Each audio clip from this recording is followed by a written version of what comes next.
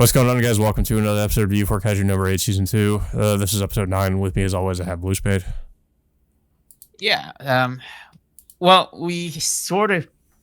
It's hard to tell to know whether or not Shinomiya's father is alive or dead, but it seems to imply that he is alive of sorts. I don't know. But Like, near the end of the episode, it really seems like he just died. I mean, or he was slowly dying, I guess. yeah, I guess he's been trying to fight off number 9 on the inside, but he realizes that he's losing strength to the point where he can't stop number 9 from, I guess, spawning all these different kaijus from from various areas in Japan. Yeah, yeah. I mean, throughout the episode, we get like these different reports of different kaiju showing up, which they don't explicitly say that it is number 9, but I guess we could assume that number 9 is responsible for all these different kaiju showing up in different areas in Japan. Yeah, especially like there's this one particular kaiju like in the middle. Well, only we briefly see in the middle of the episode, then we see it again in the end, which is more like a black-haired version of Kikuro Shinomiya. I didn't really make that connection, to be honest. Like, I mean, I she just kind of looked like a random like schoolgirl that happens to be a kaiju. Or yeah, I mean, obviously the I guess figure yeah, and the the hairstyle, but it's like black Yeah. hair. Yeah, I'm surprised. Yeah, like you said, I'm really surprised that they didn't really catch on to this. But yeah, it's just it's much of this episode is of course Kafka catching up with a lot of his friends and teammates, particularly like with catching up with Reno of what he's doing after he tested out like what was it? It was the number 8 suit that he was testing out in the last couple episodes. Yeah. Then, Well, apparently his what they call it, like I guess it's pretty much a smartphone. But I guess this communication device that the Kaiju Defense Force uses, I think it was confiscated, I guess, when he was imprisoned. But Yeah. it's Shinomiya, I think it was Shinomiya, gives it back to him, and he finds out he has like hundreds of messages from his I guess his squad mates pretty much asking like how he is. so yeah, it's just mainly him catching up with everybody else after they were wondering what happened to him after he got apprehended for being outed as number 8. But one of the more interesting events that happens in this episode is his conversation with Mina. And this is actually the first time in the series we actually get to see them, casually talk about what's going on, rather than just being treated as like, like a leader and subordinate. Yeah. I did like this scene because, like I said, that was one of my complaints, like that I've kind of had about the series, is that we really don't get a lot of like what what Mina is thinking and how she feels about certain things that are happening. A lot of that's kind of we're sort of left in the dark about how about a lot of that.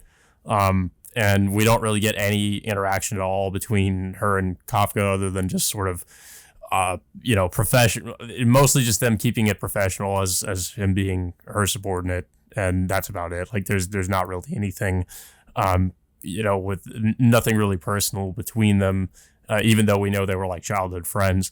But here in this episode, at least, we finally get that. Yeah, it's definitely finally refreshing to see them like talk to each other face to face. Basically just reminiscing everything that has happened ever since their childhood, with Kafka mainly looking out for Ashiro during the kaiju attacks when they were kids, and of course Ashiro expressing some form of embarrassment over his doting over her from time to time. But of course, she knows that he really cares for her. Yeah, it seems sort of like the roles have kind of been reversed as opposed to like when they were children. How she said like he was sort of the one that she looked up to and had him looking out for her. But this time it's kind of like the other way around, where she's she's in charge and she's the one sort of trying to protect him in a way. Yeah, and of course she obviously like after their conversation is over, like she still worries about him, and obviously like I mean they haven't really talked much about his ability to transform into number 8, but she knows for a fact that something is going on with him. Mm-hmm. But yeah, I think that's about it. I felt like this episode went by pretty quickly. I think, of course, we do know the fact that number 9 is still, I guess pushing his plans uh, to invade, the entirety of Japan by unleashing his kaiju horde. And of course, like the main highlight of this episode is the conversation between Kafka and Mina. I think one other thing too is that Hoshino, I think Hoshino Oh shows yeah. Shinomiya. I think it's her mother's like suit that she wore, and I guess now she can be the one to inherit it, I suppose. So, yeah, that was pretty interesting. So I guess now she's going to try that out. So I don't know. Maybe the next episode might involve that, especially considering that there's these all like a new kaiju threat. It seems to more so focus on the kaiju, the weird kaiju with like the skirt or whatever that disguises itself as the girl. And maybe that's going to be the next one they fight. Maybe Shinomiya will have to practice it or try out her mother's suit and try to fight it that way. But yeah, I would have to assume that she's going to have a more easier time utilizing that suit in comparison to Reno. Just due to the fact that her aptitude is much higher than both Kafka and Reno's. Yeah. I mean, she is regarded as like one of the stronger fighters in the Kaiju Defense Force. So yeah, she probably would have like an easier time with it. And also considering it's her mother's suit, she obviously would probably be more compatible with it. But yeah, I thought it was a fairly decent episode. I mean, I was glad that we finally got some interaction with Mina and Kafka, especially considering that pretty much the whole reason why Kafka is, well, one of the main reasons at least he's doing what he's doing is for her. So I thought that was interesting. That we finally got that. But yeah, I thought it was pretty decent for the most part, though. I don't have much else to say about it, and I don't know if you have anything else to say.